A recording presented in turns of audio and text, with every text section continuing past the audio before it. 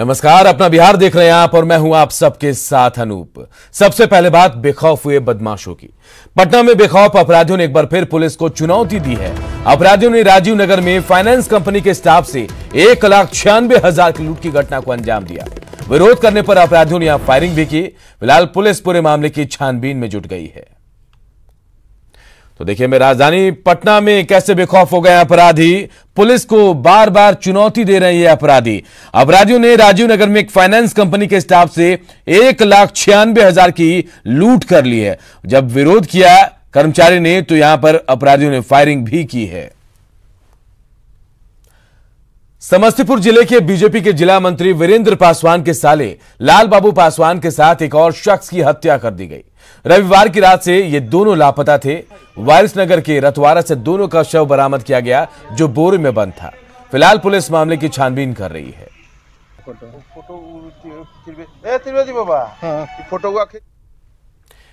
कटिहार में दिनदहाड़े कोरोना योद्धा की गोली मारकर हत्या से हड़कंप मच गया है। घटना कुर्सेला थाना क्षेत्र के देवीपुर के पास की है।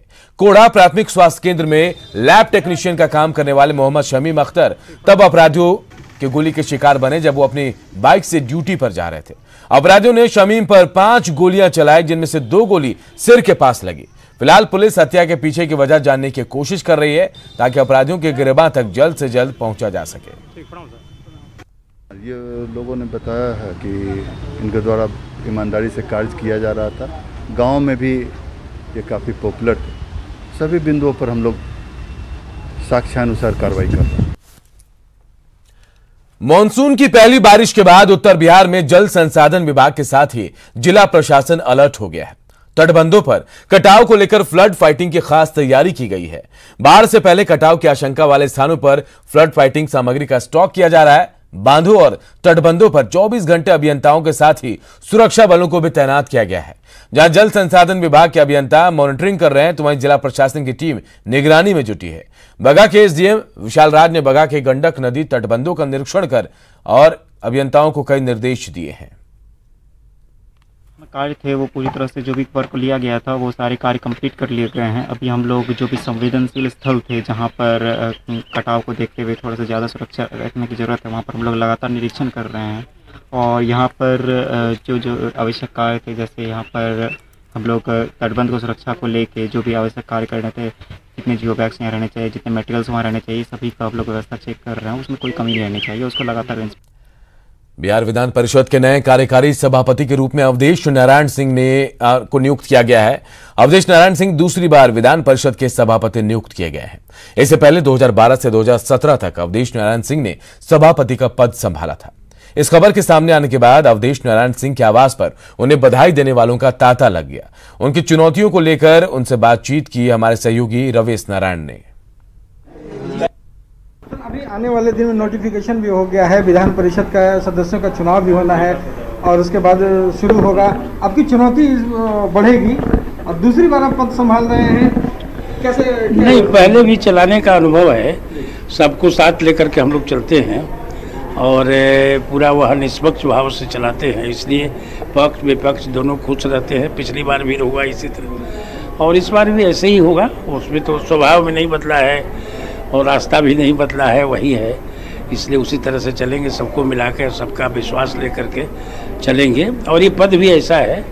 और सबसे पहले तो मैं धन्यवाद दूंगा अपने नेता को, माननीय मुख्यमंत्री को और माननीय उप मुख्यमंत्री को। इन लोगों ने विश्वास व्यक्त किया हम पर, तो इसके लिए बहुत बहुत आभार व्यक्त करता हूँ। और जिस दिन से लगातार सदन चलती हम लोग देखते भी आए हैं, विपक्ष भी लगातार सवाल उठाते रहे हैं कि बोलने का मौका नहीं दिया जाता है, ये है। आपका क्या स्ट्रैटेजी होगा सर? नहीं, ऐसा कुछ नहीं है। जो जिसको जितना टाइम मिलता है, हर एक पार्टी को स्ट्रेंथ के अनुसार उसको समय दिया जाता है, तो वो बराबर उसी तरह से चलता है। सबने उसी तरह से चलाया है, हम भी वही चलाते हैं, उसी तरह से चलेगा। किसी को हम लोग शिकायत का मौका नहीं देंगे, शिकायत का मौका नहीं देंगे। डेमोक्रेसी है तो इसमें सबको जो अधिकार मिला हुआ है उसके अधिकार की रक्षा होगी। और ये अवधेश नारायण सिंह जो कार्यकारी सभापति बने हैं, खुश हैं और मुख्यमंत्री नीतीश कुमार को धन्यवाद दे रहे हैं। और सबसे बड़ी बात है कि उनका कहना है कि जो कार्रवाई है वो निष्पक्ष ढंग से और अच्छे ढंग से चलेगी। कैमरा पर्सन अजय दुबे के साथ रवेश नारायण, न्यूज़ 18 पटना। बिहार विधानसभा चुनाव की अभी घोषणा नहीं हुई, लेकिन सियासत तेज हो गई है। जी हां, जन अधिकार पार्टी के नेता पप्पू यादव ने किसी दलित को सीएम फेस बनाने की मांग कर बिहार के राजनीतिक माहौल को गरमा दिया है। निश्चित तौर पर लालू यादव जी को चाहिए इस बिहार को बचाने की यदि उनकी ईमानदार प्रयास है तो किसी न किसी अत्यंत पिछड़े और दलितों को अपने ही पार्टी से आप नेतृत्व दीजिए। जन अधिकार पार्टी के अध्यक्ष पप्पू यादव ने विधानसभा चुनाव के पहले दलित राग आलाप कर राष्ट्रीय जनता दल को पेशोपेश में डाल दिया है। पप्पू यादव ने लालू प्रसाद से मांग की है कि वो किसी दलित चेहरे को आगे कर चुनाव मैदान में जाएं, जबकि आरजेडी पहले ये घोषणा कर चुकी है कि सीएम चेहरा तेजस्वी यादव होंगे। राष्ट्रीय जनता दल का ये निर्णय हो चुका है कि हम श्री तेजस्वी यादव जी के मुख्यमंत्री के चेहरे पर ही बिहार विधानसभा का चुनाव लड़ेंगे। आरजेडी ने तेजस्वी का नाम आगे कर दिया है, लेकिन महागठबंधन के बाकी दल अब तक तेजस्वी को नेता मानने को तैयार नहीं। महागठबंधन का स्वरूप, आकार और नेतृत्व ये नीतिगत मामले हैं जिस पर कांग्रेस हाईकमांड फैसला लेगा। अभी तक महागठबंधन का मुख्यमंत्री कौन होगा ये घोषणा नहीं हुआ, ये होगा कोऑर्डिनेशन कमेटी के तहत। सीएम फेस को लेकर महागठबंधन के अंदर की चिक अपनी जगह है। वैसे पप्पू यादव ने सीएम पद के लिए दलित चेहरे का मुद्दा उठाकर एक तीर से कई निशाना लगा दिया है। बीजेपी को सलाह दूंगा कि नीतीश बाबू 15 साल हो गए, उनके टैलेंट को दुनिया ने देख लिया, अच्छा या खराब, उम्र भी अब राजनीति की कम हो गई, तो क्यों नहीं आप तीसरे घटक चिराग पासवान को मुख्यमंत्री घोषणा करते हैं। पप्पू यादव ने एनडीए की तरफ से चिराग पासवान के नाम को आगे करने की मांग की, जिसको जेडीयू नेताओं ने शिगुफा करार दिया है। हम समझते हैं कि हमारे यहाँ प्रदेश में तो मुख्यमंत्री की जगह खाली ही नहीं है। माननीय नीतीश जी एक सक्सेसफुल चीफ मिनिस्टर हैं और वो एनडीए के मुख्यमंत्री के उम्मीदवार हैं, तो निश्चित रूप से जनता जो है उनको पसंद करेगी, क्योंकि आने वाले चुनाव में उनको लगता है कि इनके हाथों में भविष्य सुरक्षित है। ये इम्पोर्टेंट नहीं है कि कोई दलित चेहरा ही आगे होगा तो दलितों की बात कही जाएगी, ये बहुत ही महत्वपूर्ण नहीं है। मैं समझता हूँ कि काम करने वाले को प्रभुत्व मिलना चाहिए। समुदाय के ऊपर में शगुफा तो बार बार वोट के तहत यह किया जाता है, जब वोट किस तरह से किससे डाइवर्ट करें, तो इसमें हम फंसना नहीं चाहते हैं। पप्पू यादव ने लोकसभा चुनाव के समय भी जीतन राम मांझी के नाम पर ऐसी गोलबंदी की कोशिश की थी, लेकिन तब जीतन राम मांझी खुद ही अलग हो गए थे। चुनावी साल में दलित चेहरे की बात कर पप्पू यादव ने एक बार फिर सियासी बहस छेड़ दी है। इस बार बात कहां तक जाती है, ये देखना दिलचस्प होगा। न्यूज 18 के लिए पटना से दिवाकर के साथ अमित कुमार और आनंद अमृतराज की रिपोर्ट।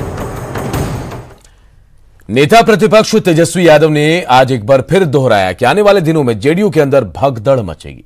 दरअसल आज आरजेडी के मिलन समारोह में जेडीयू नेता और पूर्व मंत्री जावेद इकबाल अंसारी, जेडीयू नेता रैश शगुन सिंह और पूर्व डीजी अशोक गुप्ता आरजेडी में शामिल हो गए।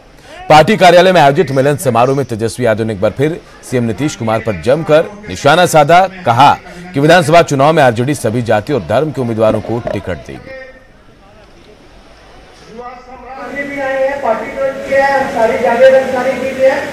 सब नौजवान है, कई स्कूल में अधिकारी के लोग ढूंढ रहे हैं, वो भी पार्टी ज्वाइन किए। सब समाज के लोगों को, चाहे कोई जात के हो, कोई धर्म के हो, जो बिहार की तरक्की चाहता है, जो काम करना चाहता है, उन सब लोगों को हम लोग सब लोगों को लेकर के चलने का काम कर रहे हैं।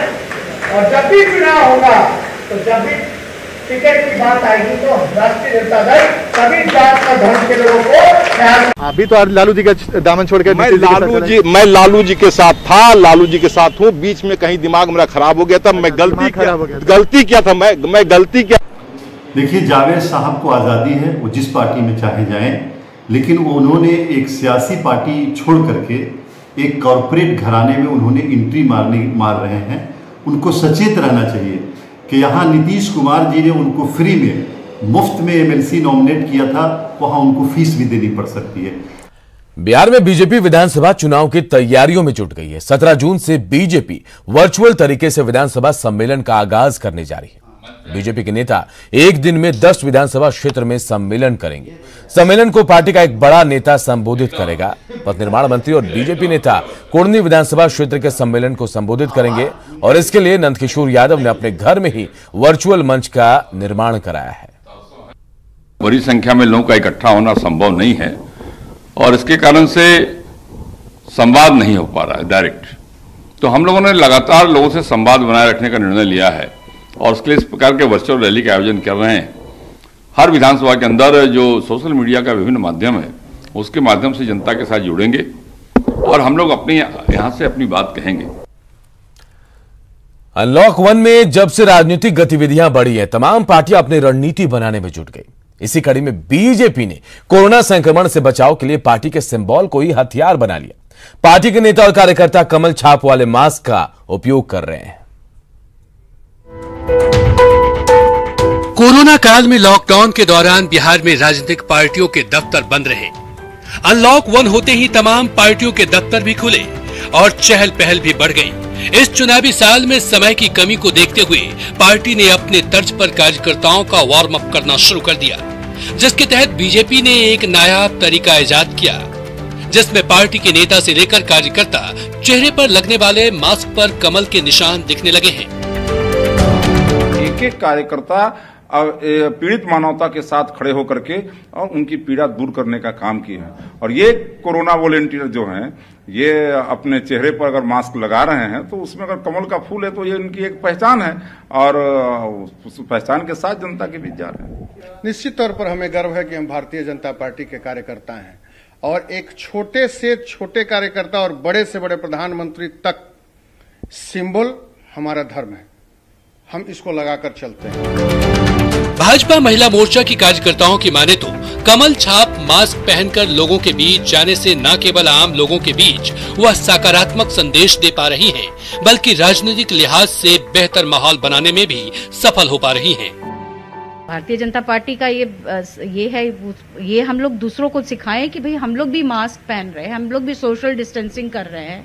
तो हम चाहते हैं कि हमारी जनता भी उसी प्रकार से सोशल डिस्टेंसिंग और कम जगह में लोग जाएं, अपने आप को बचाएं, क्योंकि जिंदगी है तो बाकी सारी चीजें। कमल हमारे भारतीय जनता पार्टी की तो पहचान है ही और कमल हमारे भारतीय संस्कृति की भी पहचान है।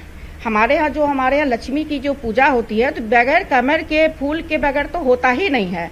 और ये कहा भी जाता है कमल जो है वो कीचड़ से ऊपर होकर उगता है। तो ये सिर्फ कमल नहीं है, इसका मैसेज बहुत बड़ा है। बीजेपी वर्चुअल रैली से लेकर वर्चुअल मीटिंग और अब कमल छाप मास्क से चुनावी संग्राम में उतरना चाहती है। बिहार विधानसभा चुनाव के मद्देनजर अब ऐसे ही नजारे राजनीतिक पार्टियों के दफ्तर में देखने को मिलेंगे। भले ही कोविड-19 का प्रभाव हो, लेकिन इन सभी साधनों के माध्यम से भी राजनीतिक पार्टियां चुनाव को दिलचस्प बनाने में कोई कोर कसर नहीं छोड़ रही। न्यूज 18 के लिए पटना से संजय कुमार की रिपोर्ट। पीएम मोदी कोरोना संकट के हालात पर लगातार बैठक कर रहे हैं। बिहार के सीएम नीतीश कुमार के साथ पीएम की कल बैठक होगी। पीएम के साथ कल होने वाले बैठक पर बिहार सरकार के मंत्री क्या सोचते हैं, आइए जानते हैं। टेक्निकल और हेल्थ विभाग की जो आंकड़े हैं या उनका जो दिशा निर्देश होगा उसी के आधार पर ये लोग तय करेंगे और उस तय के आधार पर जो भी भारत की सरकार जो निर्देश देगी उसका पालन राज्य सरकारें और हम लोग करने का काम करेंगे। लेकिन प्रधानमंत्री जी पूरे स्टेट का अब क्या परिस्थिति है, स्थिति है, माननीय मुख्यमंत्रियों से चर्चा करेंगे, बात करेंगे और उसके बाद कोई रणनीति तय करेंगे। उस पर हर कोई अपनी अपनी बात को कहेगा। तो अब तो इंसानों को इसी कोरोना वायरस के साथ जीना है। सिर्फ सतर्कता ही सबसे बड़ी चीज रह गई है। हर इंसान को जिस तरह से सरकार नियम कानून आदेश देती है उसको अभी सभी जनताओं को फॉलो करना चाहिए। और देखिए एक बड़ी खबर इस वक्त आ रही है। आरजेडी के कद्दावर नेता रघुवंश प्रसाद सिंह की तबीयत बिगड़ गई है। एम्स की आइसोलेशन वार्ड में उनको भर्ती कराया गया है। रघुवंश प्रसाद सिंह सर्दी खांसी और बुखार की शिकायत के बाद एडमिट किए गए हैं। रघुवंश प्रसाद सिंह का सैंपल कोरोना टेस्ट के लिए भी भेजा गया। तो यह बड़ी और अहम खबर इस वक्त आ रही है। आरजेडी के कद्दावर नेता रघुवंश प्रसाद सिंह केंद्रीय मंत्री भी रह चुके हैं। उनकी तबीयत बिगड़ गई है। एम्स के आइसोलेशन वार्ड में उनको भर्ती कराया गया है। सर्दी खांसी और बुखार की शिकायत होने रघुवंश प्रसाद सिंह का सैंपल कोरोना टेस्ट के लिए भी भेजा गया है।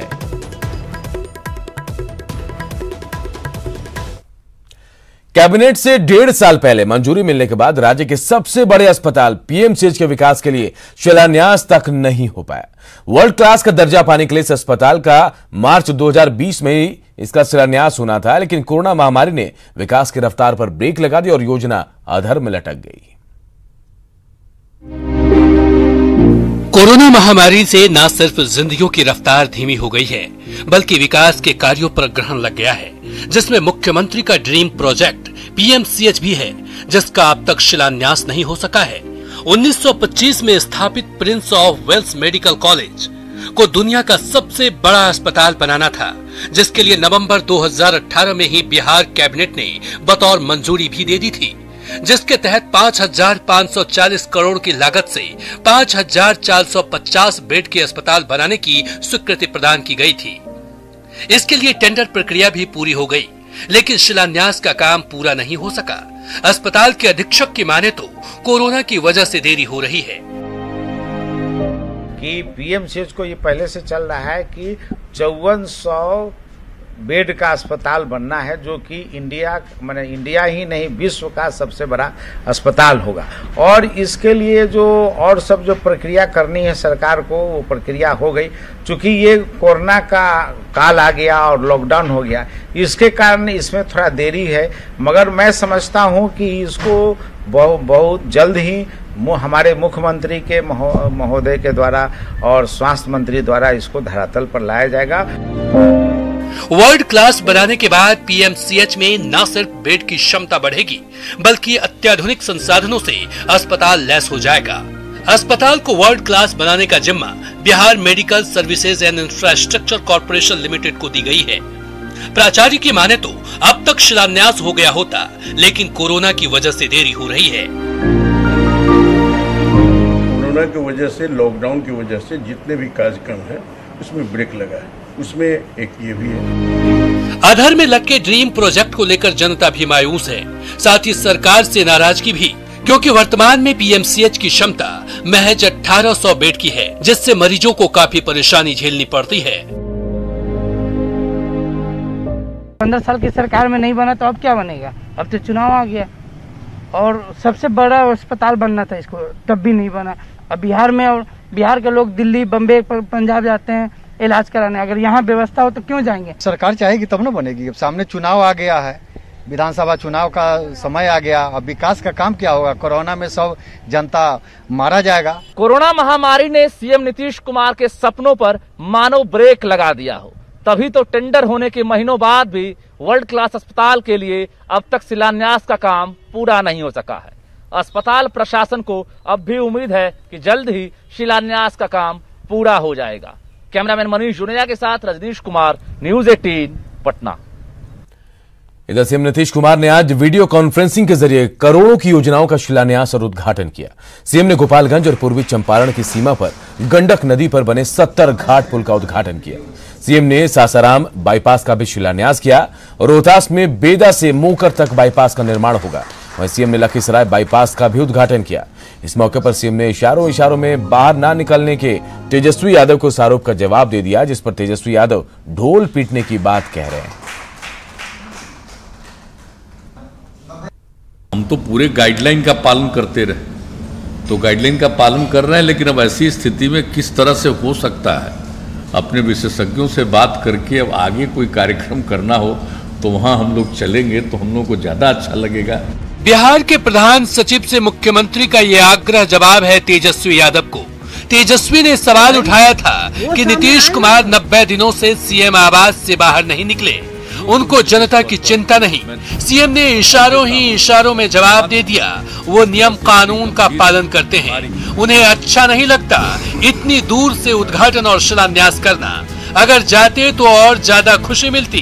खैर, बिना नाम लिए तेजस्वी को जवाब देने के अलावे सीएम नीतीश कुमार ने बिहार की जनता को 532 करोड़ रुपए की योजनाओं की सौगात दी। वीडियो कॉन्फ्रेंसिंग के माध्यम से सीएम ने पुल और पथ की 2 परियोजनाओं का लोकार्पण किया।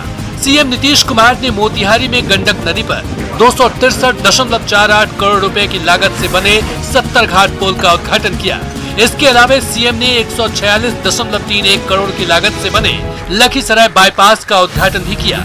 सीएम ने 122 करोड़ की लागत से प्रस्तावित रोहतास से सासाराम उत्तरी बाईपास योजना का शिलान्यास भी किया।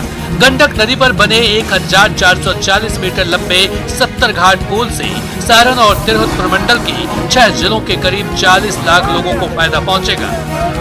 ये सब हो जाएगा तो 5 घंटा तो हम लोग कहते रहेंगे, लेकिन और जल्दी पहुंच जाएगा। यानी किशनगंज के इंटीरियर से चल करके जो सबसे दूर है, या दूसरा तरफ वाल्मीकि नगर के साइड से चल के आने में।